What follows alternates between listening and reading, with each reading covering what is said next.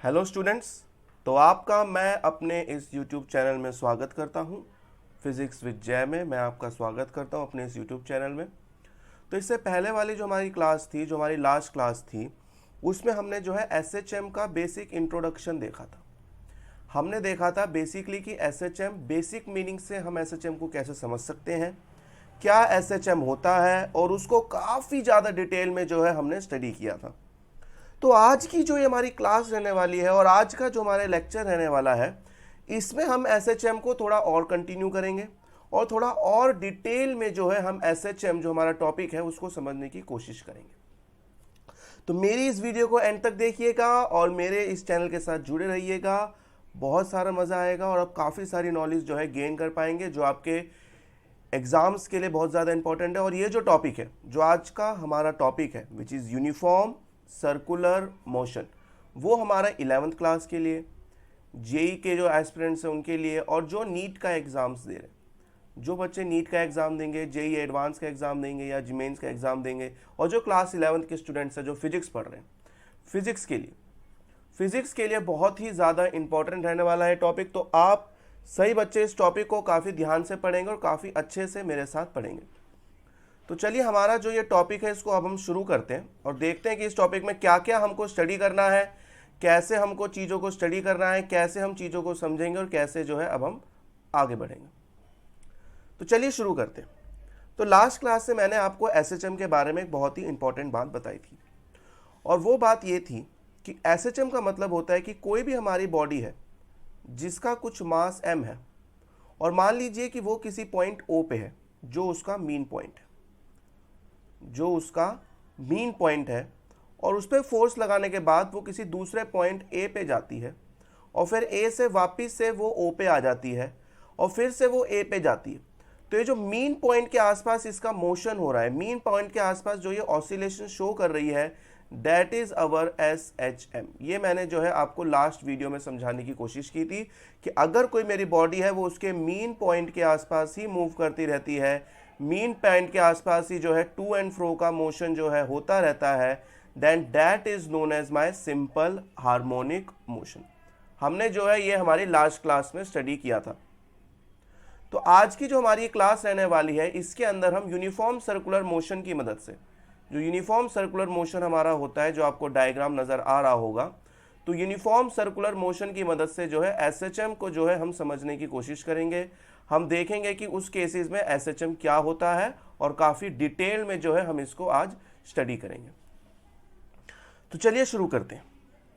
तो देखिए, यहाँ पे हमारे पास जो सबसे पहली चीज़ आपको नज़र आ रही है कि हमारे हमारे पास एक सर्कल है, और मान लीजिए हमारा कोई पार्टिकल है जिसका कुछ मास m है, वो मेरा A पोजीशन पे रखा हुआ है, और वो A पोजीशन से जो है मेरा पूरा सर्कुलर पाथ में घूम रहा है। और जब भी कोई मेरी बॉडी अगर सर्कुलर मोशन में घूमती है तो उसकी जो वेलोसिटी होती है दैट इज ओमेगा। तो उसकी जो वेलोसिटी होती है जिससे मूव होती है दैट इज ओमेगा, जिसको हम एंगुलर वेलोसिटी भी कहते हैं, जिसको हम एंगुलर वेलोसिटी जो है वो हम कहते हैं कि वो पार्टिकल की एंगुलर वेलोसिटी है। तब आप यहां पे थोड़ा सा देखिएगा, मान लीजिए कि मेरा पार्टिकल पहले किसी पोजीशन A पे रखा था, और A पोजीशन से वो पार्टिकल मेरा ओमेगा वेलोसिटी से मूव किया, और वो पार्टिकल मेरा P पोजीशन पे आ गया। तो मान लीजिए कि उसकी जो ओरिजिन से लेकर N के बीच का जो डिस्टेंस है दैट इज x, और जो वो यहाँ पे एंगल बना रहा है, जो ये एंगल बना रहा है दैट इज माई थीटा। ठीक है, तो थीटा को मैं यहाँ पे क्या लिखूंगा, what is theta? Theta is my angle by particle, at A. तो जो ए पोजीशन पे पार्टिकल रखा है उसके द्वारा जो एंगल बनेगा दैट इज माई थीटा। अब मान लीजिए वो ए से लेकर पी तक मूव होता है, तो यहां पे भी कोई एंगल बनेगा, यहां पे भी कोई एंगल हमारा बनेगा। तो उस एंगल को भी हम कुछ मान लेते हैं। एक काम करते हैं कि जो हमारा ये वाला एंगल है इसको हम थीटा नॉट मान लेते हैं, which is our initial angle, क्योंकि पार्टिकल इनिशियल पोजीशन पे है। और जब वो किसी टाइम टी पे गया, वो जो एंगल बना दैट इज थीटा। तो उसको मैंने मान लिया angle by particle eight P. अच्छा, अब जब वो ए पे था तो वो उसकी इनिशियल कंडीशन थी, वो ए पे था तो वो इनिशियल पे था, यानी कि उसकी इनिशियल कंडीशन थी। और इनिशियली जब कोई पार्टिकल होता है यानी कि टाइम t इक्वल्स टू 0 पे, तो उसकी जो वेलोसिटी है वो 0 हो जाती है। तो यहाँ से हमारे पास आ जाएगा कि हमारे ओमेगा की वैल्यू भी वहाँ पे 0 हो जाएगी एट a। तो a पे हमारे ओमेगा की वैल्यू 0 हो जाएगी। तो जब वो पार्टिकल किसी पॉइंट p पे जाएगा तो उसकी कुछ ओमेगा की वेलोसिटी हो जाएगी। और ओमेगा आप जानते हैं, ओमेगा हमारा होता है एंगुलर स्प्रेड। ओमेगा जो हमारा होता है वो हमारा होता है एंगुलर स्प्रेड अपॉन में टाइम। तो एंगुलर स्प्रेड जो मेरा हो जाएगा that will be my theta. अगर मैं बात कर रहा हूँ एंगुलर स्प्रेड कौन सी की, ये मेरा थीटा नॉट है यहाँ पे, और यहाँ पे ये वाला जो एंगुलर स्प्रेड है ये मेरा थीटा है। फ्रॉम ए से पी मूव होने में, ए से पी मूव होने में जो एंगुलर स्प्रेड है डेट इज थीटा, और जो टाइम लग रहा है डेट इज टी। जो टाइम मुझे यहाँ पे लग रहा है वो टाइम जो है वो मेरा टी है। तो आई थिंक यहाँ तक तो चीज़ें क्लियर होंगी सबको, यहाँ तक तो कोई भी प्रॉब्लम नहीं होगी चीज़ों को समझने में। अब चलिए थोड़ा आगे चलते हैं। अब हमने यहाँ तक देख लिया कि भाई थीटा क्या हो गया, तो यहाँ से हमें आ गया कि भाई omega which is equals to theta by T. तो my theta, what is my theta? My theta will be omega T. I think यहाँ तक सही बच्चों को क्लियर है। Okay, let me write something which is my total angle. अगर मैं आप लोगों से टोटल एंगल पूछता हूँ तो टोटल एंगल हो जाएगा theta naught plus theta which was be theta naught plus omega T. और एक बात और आप एक टर्म यहाँ पे सीख सकते हैं कि हमारा जो थीटा नॉट होता है उसको हम एक और टर्म के नाम से जानते हैं। वो काफ़ी इंपॉर्टेंट रहता है हमारे मोशन को समझने के लिए, हमारे पार्टिकल के मोशन को समझने के लिए। उसको हम एक टर्म देते हैं जिसको हम कहते हैं इनिशियल फेज। इसको हम कहते हैं इनिशियल फेज। ये जो होता है इसको हम इनिशियल फेज कहते हैं, या फिर आप कुछ बुक्स में इसको इपोच के नाम से भी देखेंगे। तो आई थिंक यहाँ तक सबको क्लियर है। ओके, अब जरा थोड़ा सा मैथमेटिक्स की बात करते हैं। तो अगर मैं आपसे कहता हूँ कि इन ट्रायंगल, अब हम ट्रायंगल ले रहे हैं, कौन सा ट्रायंगल लेंगे? इन ट्रायंगल हम ले रहे हैं P O N O P. N O P जो है हमारा ट्रायंगल ले रहे हैं, और इसमें मैं आपसे पूछता हूँ कि एन ओ पी ट्रायंगल में आप मुझे जो है cos of angle P O N की वैल्यू बताओ। तो इस एंगल का जब मैं आपसे कॉस पूछूंगा तो कॉस की जो मेरी यहाँ पे वैल्यू आएगी, जो मेरी कॉस की वैल्यू यहाँ पे मैं कैलकुलेट करके लाऊंगा वो क्या हो जाएगी? कॉस मेरा होता है बेस अपॉन में हाइपोटेन्यूज, तो बेस मेरा हो जाएगा ओ एन, और हाइपोटेन्यूज कितना है? हाइपोटेन्यूज जो मेरा है उसकी लेंथ कितनी हो जाएगी? That will be my O P. I think यहाँ तक तो किसी को कोई प्रॉब्लम नहीं होनी चाहिए। अच्छा, अब आगे हम देखें तो ये टोटल एंगल हो गया, टोटल एंगल है हमारा। अब इस पे बात करेंगे थोड़ी सी और, ठीक है। तो यहाँ तक तो ये चीज़ हमारी हो गई। अब आगे देखेंगे। अब आगे हमारा यहाँ पे कॉस आ चुका है। अच्छा, अब आपका एंगल पी ओ एन ये है, ये टोटल एंगल जो है ये आपका एंगल पी ओ एन है, हमने अभी भी डिराइव किया।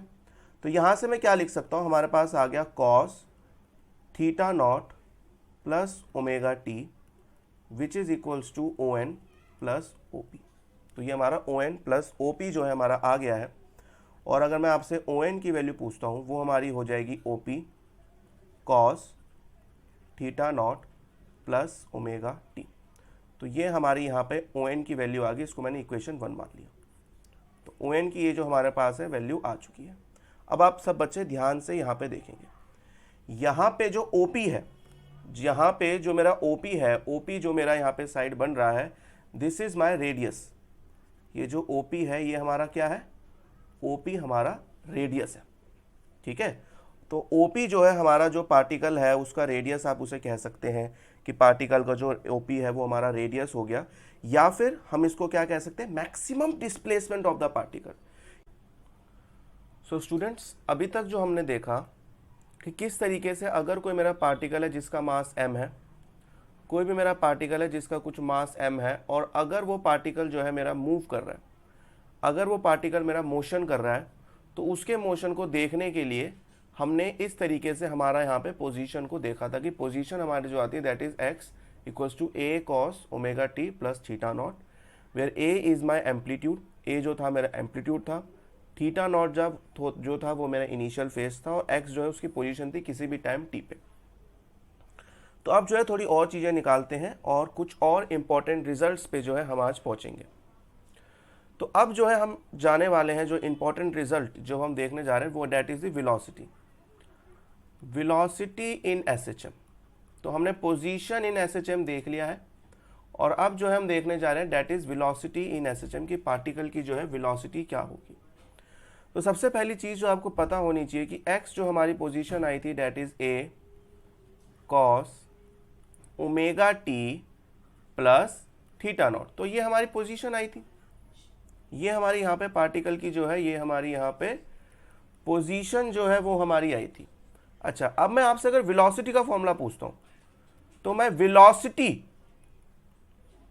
Velocity is equals to dx by D T. जो मेरी वेलोसिटी होती है वो मेरी dx बाई डी टी होती है। तो यहां पर भी अगर मैं d बाई डी टी और यहां पर अगर मैं a पुट कर देता हूं तो ये आ जाता है cos omega T plus theta not और मैं इसका डिफ्रेंसिएशन करूंगा। अच्छा, जिन बच्चों को नहीं पता वो इस चीज़ को ज़रूर ध्यान में रखेंगे कि कुछ डिफ्रेंसिएशन आप लोगों को पता होने चाहिए अभी जो काफ़ी इंपॉर्टेंट रहते हैं हमारे किसी भी सब्जेक्ट की स्टडी में, और वो हमारे डिफ्रेंसिएशन रहते हैं that is D by D x. ये मैं यहाँ पे फॉर्मूला लिख दे रहा हूँ। जैसे कॉस का जो डिफ्रेंसिएशन हमारा रहेगा, कॉस एक्स का अगर आप डिफ्रेंसिएशन करते हैं तो हमारा आता है माइनस साइन एक्स।